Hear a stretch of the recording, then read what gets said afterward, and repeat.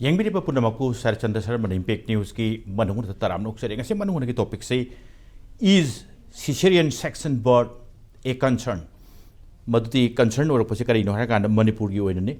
Maruina. Tasing Haradi, Angang Popada,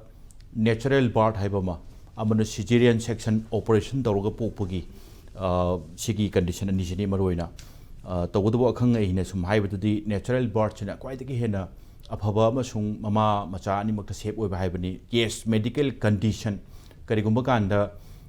mama dugi medical condition leiba kanda tangai phadana cesarean section torokpagi wafam duni aduga manipur gi oni yengba kanda overall the world gi oina world health organization piriba nosai gi cesarean section board sigi rate to dagi yamna hendokhi bahai batae maroina masigi wafam se some Akangai some Tambibada 10 to 15% worldwide Guena, Gogi Reche, Masigi Rechini, Cesarean section gi, Aduga India Guena, India si Yangbukanda, overall the world gi Ladiba, Residagi, India gi Resi Wangi, Madudi 21.5% Gumbale, 2021 gi report ki Matungina, Cesarean section Borche, Angang Unabada, Operation Torgo, Unabi Sang Wangi, Aduga Maruina. Akangai sing aduga maruina department gi karigi pham paibi dibusing even minister bong phongdok pada world gi yengbada India wangi aduga India gi manungda Manipur si Cesarean section board se ikang khangogdana hengal e haibagi wafam chuni aduna concern oirakpai maram sibudi machi akangai singdagi horen adum taba phangni madugi maram sing kari sing karmain tawdi control tobu yani haibagi karigi matang kita kupna khana janaba tanjani loenjin biriba guest singdi agi thangtung phambiri base Laishram Boby Up-Adhyaksha Imphal West ni ai ihanan bada ai Boby utaram noksari aduga Boby gi oida lengjin biriba se Dr. C.S. Nabakanta Sharma retired consultant Manipur health services ni ai tamon Nabakanta su taram noksari aduga tamon Nabakanta gi oida ai gni yet thangna phamini jari base Professor Chinglen Maisnam Department of Economics Manipur University ni ai oja Chinglen su taram noksari tamon ihanan laktai tamon maroina Cesarean section gi board si Manipur da hengalakpa masigi hengalakpagi area ma swaida tawrisi even medical health minister bogdo concern ore worldwide ko ina labor rate to the India gi wangi aduga India gi manung to Manipur gi Cesarean section gi board ki rate si masikhara hena wang na chali aduna concern orakpane concern oibagi maram se tamo kaidi gi orakpajano aduga tamo da idea tamo da gano leragadi Manipur gi oina Cesarean section gi rate se tamo kitang thabiramba yabra sini Okay. Thank you very much for inviting me here. Cesarean section hengale besim di soidre. WHO na harisi aisi Switzerland that anton salami sahi ma Europe tele. Moin harisi yamdra bada manga bhaudi tawdaba yaro haba. Samada manga tawdragadi mama natraga angang soirangani haba. Yamdra bada manga di tawdaba se ayadra. Hai. Yam bada tranga bhokto. The Tramadi Helagadi, Darkar Layton Taurena, Lowy, high and Manhai. Although high moist lingulam says Genevase, and Seasgam, Howard, and Gomian Topa, Plumbiam, numbers the Gaze, Noyani, Mojum Fukumdram to Syrians. We around private secretary Gomoki. Masishida technically, Mazage, obstetric service, when Angang, Nashiki Kuntram, among the Dr. Tambasamo Kapkanchida, Ozasin Hai. Obstetrics and art hai. It's not a science hai. Science did 2 plus 2 is equal to 4 link but art study. Nuksiba, Kainaba, Apamba, Tunaba, and Kainabuduna and the Nungaiziga have a son, Sarlenziga have admired Odra. It's not that specific oido. Seeing Bisangang, Sweden and Melipuya, Yagadra, Why? Scientifically, only and told the Angamin and Drapay, Ehan Salpay, Mama to Kangmang of Tobay. These are the factors flying around. Adana Hamba, Igi introductory and Oshida Angang Popa Hibase. Why scientifically he had no dark lay, operation lay, but art Angang Popugi art say, Massimadi arts in a high. Again, Naha. Odiba, Zikang and over Dr. Nasing Angang Popudi carry hair.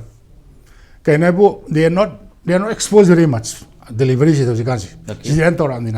I quite get Tambirapo asking the Hoki force and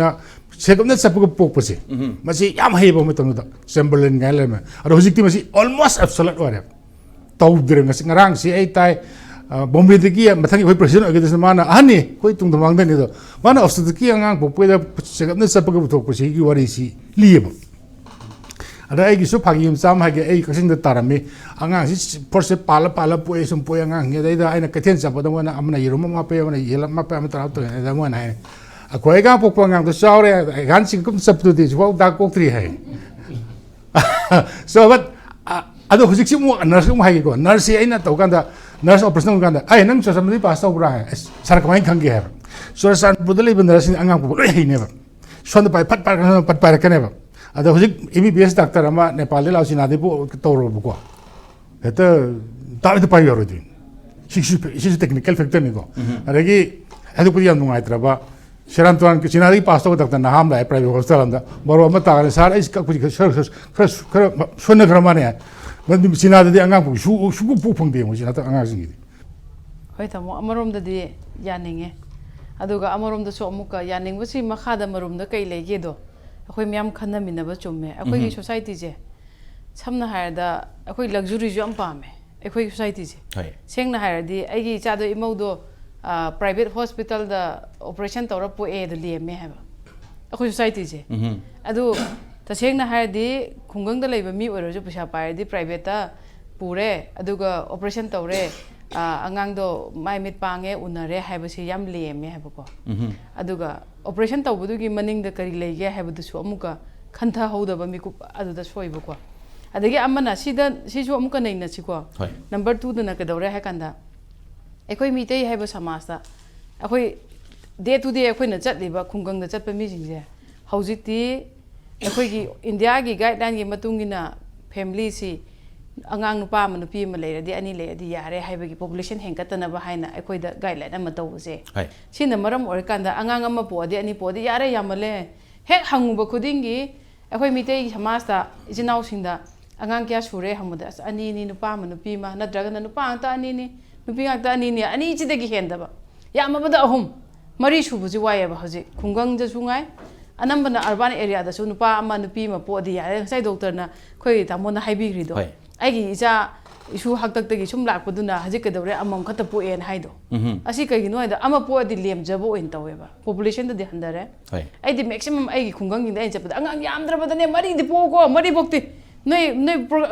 ไม่ใช่ policy ตัวกูเด้อวันนี้มารีบอกติน้อย plan ตัวก็ให้ไอ้ inject เลยไอ้ดิก็ริมรำเกิดไอ้คุย population จำเดียมเด้อเลยไอ้กี่เฮกยุมล้วนเกรุ่นนับดีกินไอ้กี่มุงมุงบุกแต่อ่างอามาอันนี้สิลอยเลยอะดูเดี๋ยวคุย population เนี่ยแม่ดูก็มุกซูงั้นใช่กี่ operation ตัวบุษน่ะอ่างยามน่ะพวกพยาดีให้บ้ามากี่เห็นบ้ามาเลยสัจเชงน่ะให้ตามก็ด็อกเตอร์ตามชาวบีรีฮัจิกมารวยน่ะ Cesarean ให้บุษกรีน้อยเด้อ once operation ตัวกี่บุษอ่างพวกกี่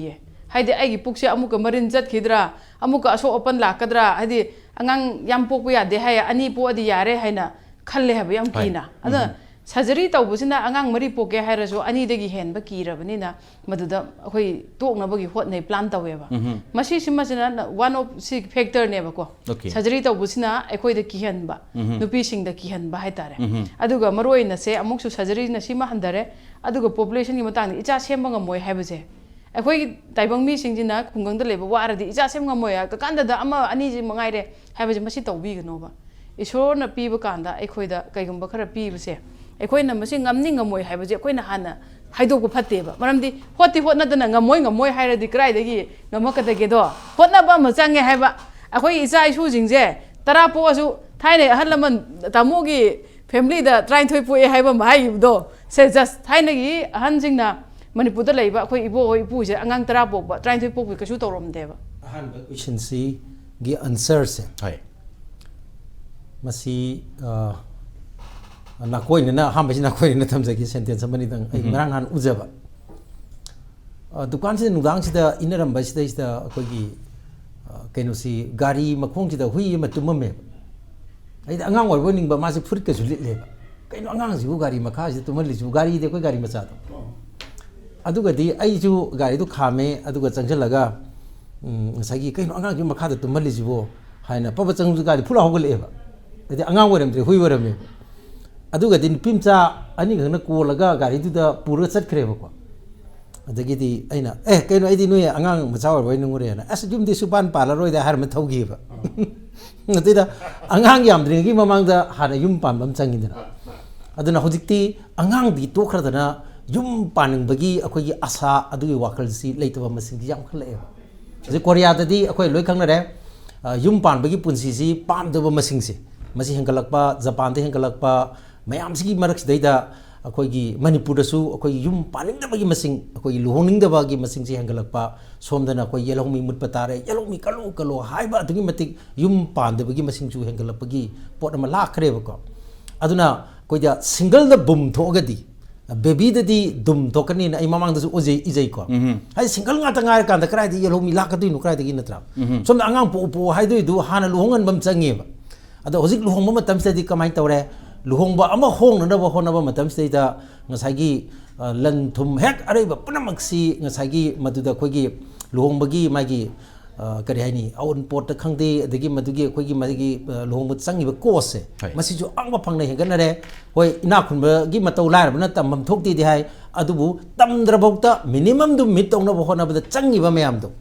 ꯃꯗꯨꯗ ꯑꯩꯈꯣꯏꯒꯤ ꯇꯁꯦꯡꯅ ꯑꯉꯥꯡꯒꯤ ꯋꯥꯗꯤ ꯇꯣꯛꯈ꯭ꯔꯒ ꯂꯨꯍꯣꯡꯕꯁꯨ ꯀꯤꯔꯦꯕ ꯑꯗꯨꯅ ꯃꯌꯥꯝꯁꯤ ꯃꯇꯝ ꯑꯃꯗꯗꯤ ꯑꯩꯈꯣꯏꯒꯤ ꯂꯨꯍꯣꯡꯕ ꯊꯤꯜꯂꯛꯄꯁꯤ ꯀꯩꯅꯥ ꯌꯦꯡꯕ ꯆꯦꯟꯊꯣꯛꯅꯔꯝꯃꯤꯗꯅ